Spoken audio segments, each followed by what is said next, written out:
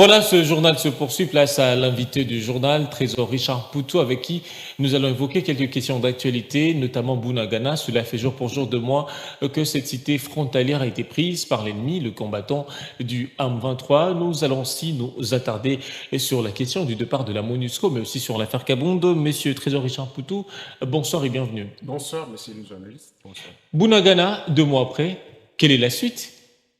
Oui, nous sommes en train de déplorer le fait que Bunagana est toujours dans le milieu de rebelles du M23. C'est une question qui touche vraiment l'instabilité de la sécurité de l'Est du pays. Le gouvernement congolais est vraiment très lâche sur cette question et nous demandons au gouvernement congolais de se saisir, mobiliser tout ce qu'il faut, réformer nos militaires et tous les services de sécurité à récupérer Bunagana. Comment est-ce que dans un pays démocratique, ce sont des millions de dollars que l'on oui, perd. comment est-ce qu'on peut occuper une localité à plus de 3 mois? 2 mois, 60 jours, 2 mois, oui. C'est aujourd'hui. Tant qu'il y a un gouvernement stable, tant qu'il y a le Parlement, tant qu'il y a le service de sécurité. Donc, c'est déplorable. Nous demandons au gouvernement congolais de faire tout ce qu'il faut.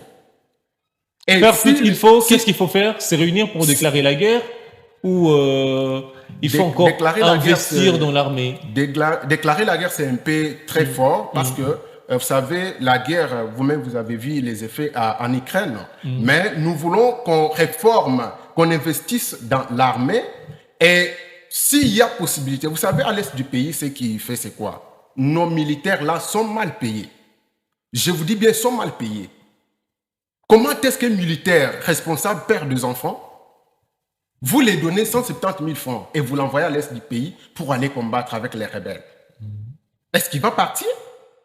À 170 000 francs. Donc, qu'on réorganise l'armée, qu'on paye nos militaires comme des vrais combattants et vous verrez le changement à l'est du pays. Alors, vous verrez les changements à l'est du pays. Vous semblez ne pas emprunter l'aspect de déclarer une guerre comme le souhaitent beaucoup d'acteurs politiques qui disent que... Déclarer la guerre, c'est très fort. Notre pays n'est pas prêt pour déclarer la guerre. Ça, je l'ai dit. Vous savez, nous sommes sous l'embargo. Nous allons déclarer, en termes d'armement. Nous allons déclarer la guerre avec quel matériel, quelle logistique. Donc, déclarer la guerre, c'est très fort. Nous devons avec quelques moyens. Parce que je sais que notre président de la République est très fort en diplomatie et aussi le gouvernement congolais.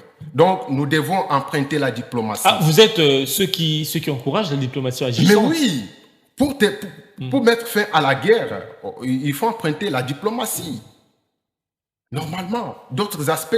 Ce n'est pas seulement la guerre qu'on peut déclarer avant tout. Il faut la diplomatie. Si la diplomatie échoue, et là, il y a possibilité de déclarer la guerre. Mais comment est-ce que vous jugez tous ces processus diplomatiques menés par la RDC vis-à-vis de ce pays voisin? Le Rwanda, c'est un pays qui... Donc, le Rwanda n'est pas seul. Si vous voyez un petit enfant de 5 ans entrer